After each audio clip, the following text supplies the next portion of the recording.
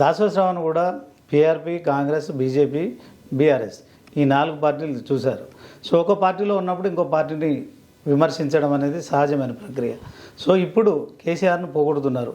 ఒక ఇంటలెక్చువల్, ఒక కేసీఆర్ని నేను తెలంగాణ కాంగ్రెస్లో ఉంటే కూడా విధి విధానాల పట్ల నేను పార్టీ పరమైనటువంటి ఒక వాయిస్ను వినిపించిన, నేను వినిపించలేదని ఏమంటలేదు నేను.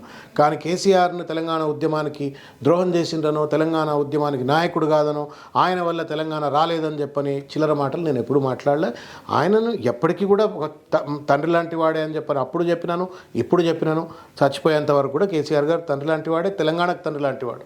తెలంగాణ ఉద్యమానికి ఒక అద్భుతమైన పెద్ద ఆయన, బీఆర్ఎస్కు పెద్ద ఆయన కదా, తెలంగాణకు పెద్ద ఆయన, దాంట్లో ఎప్పుడు గౌరవం. ఈ ప్రశ్న నన్ను అడుగుతున్నారు, చాలా బాగున్నది. మరి రేవంత్ రెడ్డిని ఎందుకు అడగరండి?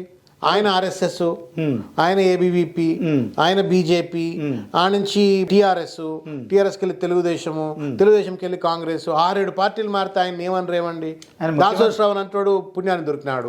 వాళ్ళేమో వ్యాపారం చేయడం కోసం పార్టీలు మారుతారు.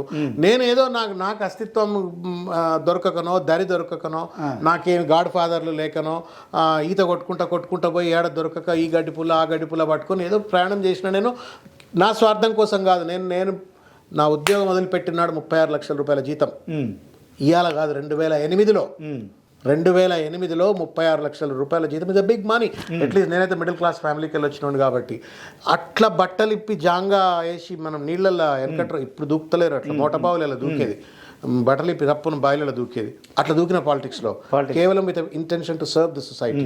రేవంత్ రెడ్డి ఏమన్నట్లా ప్రజల కోసం పనిచేస్తున్నాడా? రియల్ ఎస్టేట్ దందాలు చేసుకుంటా, లేకపోతే ఇంకా రకరకాల ఆర్టీఐ అప్లికేషన్లు పెట్టుకుంటా, రకరకాలు చేసుకుంటా రాజకీయాలు చేసి అటువంటి వాళ్ళని అడగరు. దాసరి శ్రవణ్ అంటే ఉట్టిగా దొరుకుతాడు, ఉట్టిగా అడగటానికి. మీరు అడిగేయాలా?